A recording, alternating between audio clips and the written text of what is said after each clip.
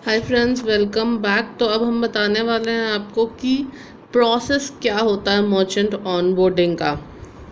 इसमें कुछ रिस्ट्रिक्शंस होते हैं कि आप किस तरह की दुकानों को ऑनबोर्ड नहीं कर सकते हैं, जिसकी बहुत ही कम ऐसी दुकानें हैं जैसे ज्वेलरी शॉप होती हैं या फिर जिनकी फ़िज़िकल दुकानें नहीं हैं।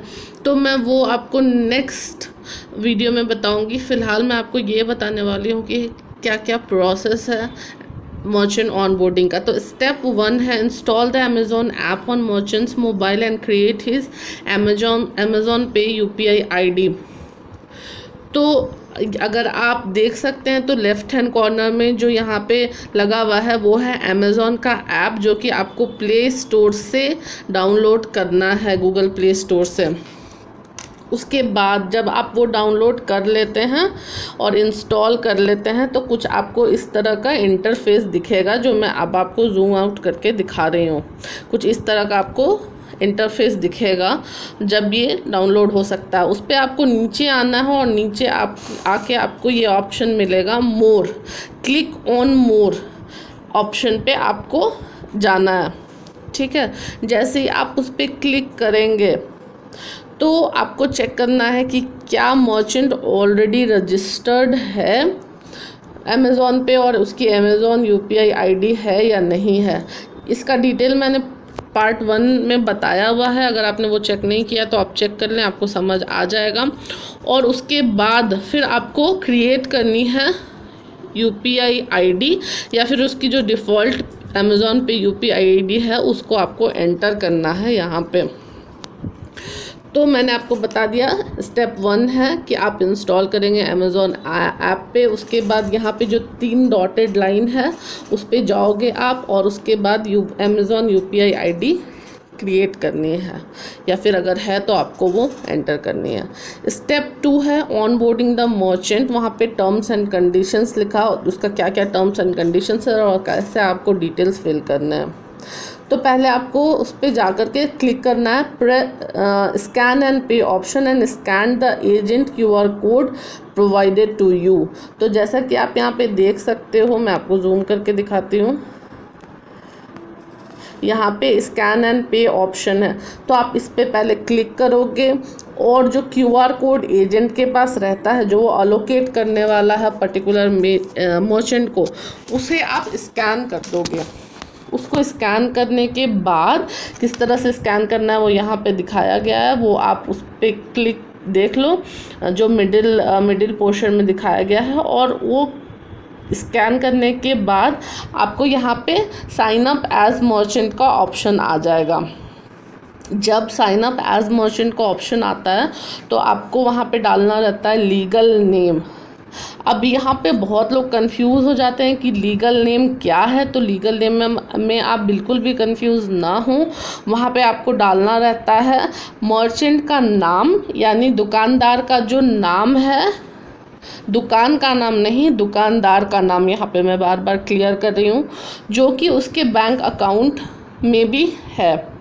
तो आप यहाँ पे दुकानदार का नाम लिखेंगे और उसके बाद यहाँ जो चेक बॉक्स है नीचे उस पर टिक मार्क करके आप रजिस्टर पे क्लिक कर देंगे। तो अगर किसी के दुकान का नाम है पतंजलि स्टोर और दुकान वाले का नाम यानी दुकानदार का नाम है सुरेश, तो आप यहाँ पे लिखेंगे सुरेश, ना कि Patanjali store. Step 3 onboarding the merchant, verification of merchant mobile number and bank account.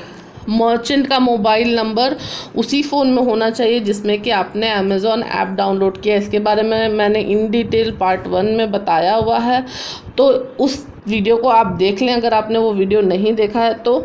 और यहाँ पे इस स्टेप पे हम मर्चेंट का मोबाइल नंबर और बैंक अकाउंट दोनों वेरीफाई करते हैं। इसको वेरीफाई करने का प्रोसेस ऐसा है कि जो आपको इंटरफेस यहाँ पे दिख रहा है अमेज़ॉन पे यूपीआई का, वो पेज आपके सामने आ जाएगा जैसे ही आप रजिस्टर पे क्लिक करोगे, जो कि मैंने आपको पिछले स्टेप में बताया था। उस पर क्लिक करने के बाद आपको सेलेक्ट करना है कि आप जो मर्चेंट है वो कौन सा उसने फ़ोन नंबर दिया हुआ है बैंक में, वोडाफोन और जियो। यहाँ पे 2 एग्जांपल दिए गए हैं, तो यहाँ पे जियो जो है उसने दिया है मर्चेंट को जियो का नंबर। यहाँ पे डुअल सिम यूज़ कर रहा है मर्चेंट, तो आप यहाँ पे जियो 4G चूज़ करके प्रोसीड सेलेक्ट करोगे। जब आप प्रोसीड सेलेक्ट करोगे तो ऑटोमेटिक वेरिफिकेशन शुरू हो जाएगा और वहाँ पे आपको स्क्रीन पे दिखेगा वेरीफाइंग योर मोबाइल नंबर। जब वेरीफाइंग योर मोबाइल नंबर होगा तो उसके बाद वंस जो मोबाइल नंबर होता है वो वेरीफाइड हो जाएगा, तो आपको वहाँ पे मोबाइल नंबर रिफ्लेक्ट करेगा उस पेज पे, और वहाँ पे आपको बैंक का ऑप्शन सेलेक्ट करना रहेगा। यानी जो मर्चेंट है, जो दुकानदार है, उसका कौन से बैंक में उसकी खाता है, उसका बैंक अकाउंट कौन से बैंक में है, तो आप उसका बैंक अकाउंट चूज़ करोगे। यहाँ पे फॉर एग्ज़ाम्पल आप देख लो, हमने दिखाया है कि स्टेट बैंक ऑफ इंडिया में उसका बैंक अकाउंट है, तो आप स्टेट बैंक ऑफ इंडिया पे चूज़ करोगे और उसके बाद नीचे आप देखोगे तो स्टार स्टार स्टार के साथ 4 लास्ट डिजिट फ़ोन नंबर उसका अकाउंट नंबर का आ जाएगा, जिसका मतलब है कि उसका बैंक अकाउंट जो है वो वेरीफाई हो गया है। इसके बाद आप नेक्स्ट पे क्लिक करोगे।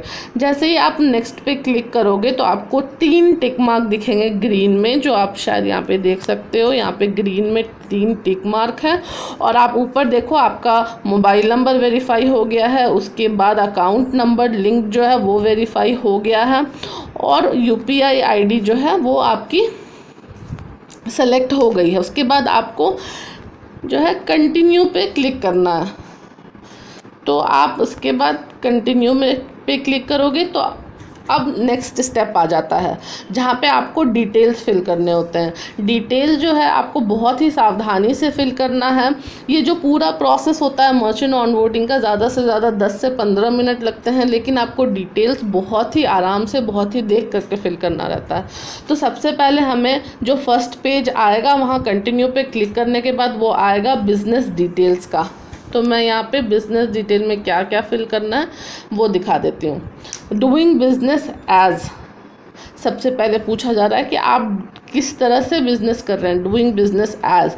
तो यहाँ पे enter the name of the shop here and verify in case the shop name is already there in Amazon database will give you a suggestion.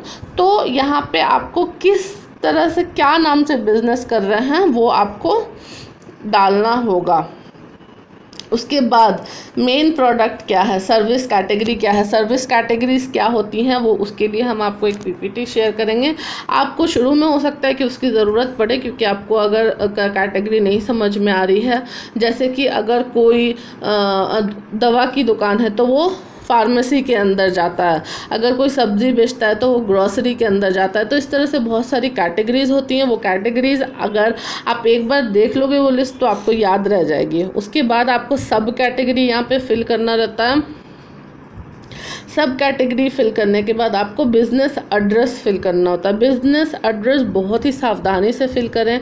जब आप एड्रेस फिल करते हैं तो सबसे पहले जो दुकान का नंबर है वो डालें, फिर स्ट्रीट का नाम डालें, उसके बाद जो लोकेशन है, एरिया है, उसके बाद सिटी। इस तरह से सीक्वेंस कम्प्लीटली फॉलो करें आप और सही से एड्रेस डालें। ऐसा नहीं हो सकता है कि पहले आप स्ट्रीट का नाम डाल दें, उसके बाद आप दुकान का नंबर डालें, उसके बाद स्टेट डाल दें, उसके बाद सिटी डालें। तो उल्टा पुल्टा आप नहीं फिल कर सकते हैं। एड्रेस जो है वो बहुत ही सावधानी से फिल करें। तो यहाँ पे address line 1, line 2, locality, city, state और कंट्री पे आपको क्लिक करना है। जैसे ही आप वो फिल करेंगे वहाँ पे आपको आ जाएगा ऑप्शन कंटिन्यू का।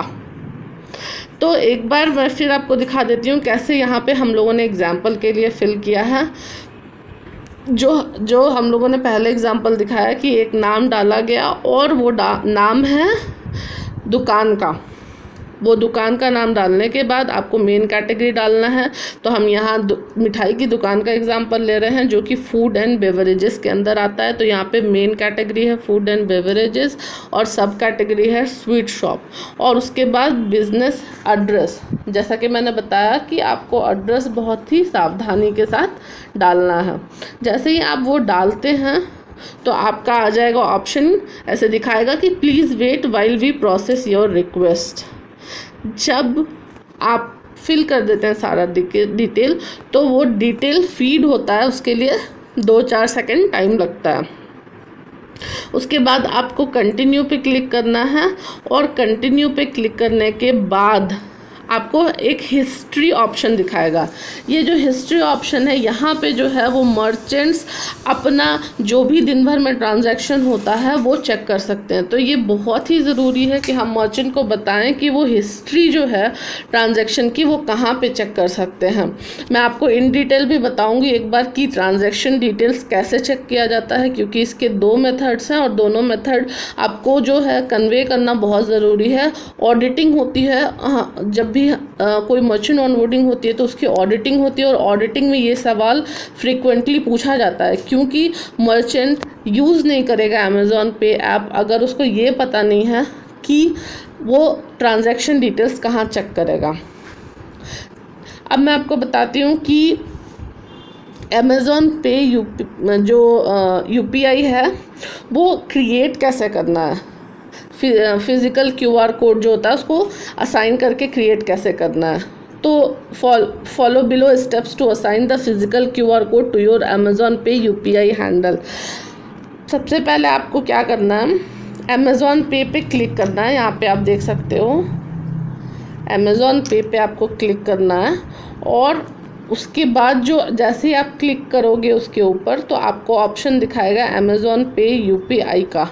यूपीआई आईडी पे जैसे ही आप उस पर क्लिक करेगा तो वो आपसे पूछेगा कि क्रिएट न्यू यूपीआई आईडी। अगर आप नई यूपीआई आईडी बना रहे हैं तो आप क्या करोगे कि जो 14 डिजिट एक स्ट्रिंग नंबर रहता है आपके क्यूआर कोड के ऊपर, जो क्यूआर कोड आप अलोकेट करने वाले हो उस मर्चेंट को, उसके ऊपर लिखा रहता है, आप वो एंटर करोगे। वो बहुत ही सावधानी से आपको यहाँ पे एंटर करना है। जैसे ही आप एंटर करोगे तो वहाँ पे आपको दिखा दिया जाएगा कि ये सक्सेसफुली एंटर हो गया है और आपका यूपीआई आईडी जो है क्यूआर कोड से लिंक होके जनरेट कर दिया गया है। अब last step to assign physical QR code.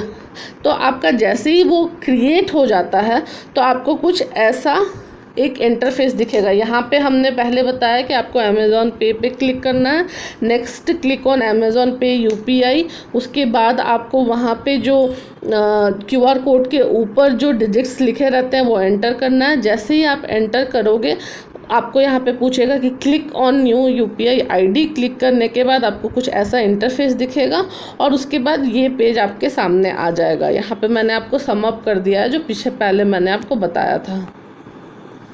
वो एंटर करने के बाद आपको जैसे ही आप एंटर कर रहे हो यहाँ पे देखो, यहाँ पे डिफ़ॉल्ट आ गया है और यहाँ पे एक टिक मार्क बन गया है। तो जब ये टिक मार्क बन जाए तो आप समझना कि वो क्रिएट हो चुका है। क्रिएट हो जाने के बाद में ये आपको जो सेकेंड अमेज़ॉन यूपीआई आईडी है उसके लिए आपको ये रिपीट करना है। उसके बाद ये आपका जो लिंक होना था क्यूआर कोड और यूपीआई आईडी वो लिंक हो चुकी है। अब जो है हमें ₹1 ट्रांजैक्शन करना होता है FOS यानी एजेंट के फ़ोन से मर्चेंट के फ़ोन पे, ताकि हम ये देख सके कि सारे जो लिंक हुए थे और जो बैंक अकाउंट वगैरह हमने जो डाला है वो सही से डाला है या नहीं। और ये प्रूफ भी होता है हमारे पास और इसका प्रूफ जो है हमें अपलोड करना होता है फ्लैश ऐप पे। इसको हम बोलते हैं पेनी ड्रॉप ट्रांजैक्शन। पेनी ड्रॉप ट्रांजैक्शन में हमें ₹1 ट्रांजैक्शन करना होता है। इसके लिए आप क्या करोगे, होम पेज पे जा कर के स्कैन पे आप क्लिक करोगे। जो एजेंट है वो अपने अमेज़ॉन ऐप पे क्लिक करता है and scan the physical QR code link जो होता है उस पर वो क्लिक करेगा। तो ये हो रहा है एजेंट के फ़ोन से, ये मर्चेंट के फ़ोन पे नहीं हो रहा है। आप कंफ्यूज मत हो जाना। एजेंट के फ़ोन पे जाओगे, एजेंट के फ़ोन पे आप स्कैन का जो ऑप्शन है वो स्कैन के ऑप्शन पे क्लिक करोगे और यहाँ पे जो उसको क्यूआर कोड जो हमने असाइन किया है मर्चेंट को, दुकानदार को, उसके ऊपर स्कैन करके ₹1 का ट्रांजैक्शन करेंगे। और जो है एक स्माइल कोड होता है, स्माइल क्यूआर कोड, जिसको हेल्प स्माइल कोड कहते हैं। तो इस हेल्प स्माइल कोड जो होता है उससे भी मर्चेंट जो है वो अपना ट्रांजैक्शन देख सकता है। एक छोटा QR कोड है जो आप यहाँ पे साइड में देख सकते हो। जब मर्चेंट अपने फ़ोन से इस वाले QR कोड पे स्कैन करेगा तो उसको पता चल जाएगा कि पूरे दिन में कितने ट्रांजैक्शन हुए हैं। तो मैंने आपको इन ब्रीफ बता दिया है कि किस तरह से मर्चेंट भी उसके फ़ोन पे ट्रांजैक्शन देख सकता है। एक तो वो हिस्ट्री में जाएगा और हिस्ट्री में जा कर के वो ट्रांजैक्शंस देख लेगा, और दूसरा वो जो हेल्प स्माइल कोड है उस पर स्कैन करेगा तो हिस्ट्री में वहाँ पे ट्रांजैक्शंस उसको मर्चेंट को दिख जाएगा। तो ये था पूरा स्टेप्स जिसको हमको फॉलो करना होता है मर्चेंट ऑनबोर्डिंग के टाइम पे। इतना करने के बाद आपका मर्चेंट ऑनबोर्डिंग कंप्लीट हो जाता है। इसके बाद आपको सिर्फ 4 फ़ोटो लेने होते हैं फ्लैश ऐप में। वो 4 फ़ोटो कौन से हैं मैं आपको नेक्स्ट वीडियो में बताऊंगी। अगर आपको कुछ भी क्वेरी है तो आप अपने TL या फिर हमसे कांटेक्ट कर सकते हैं। Thank you.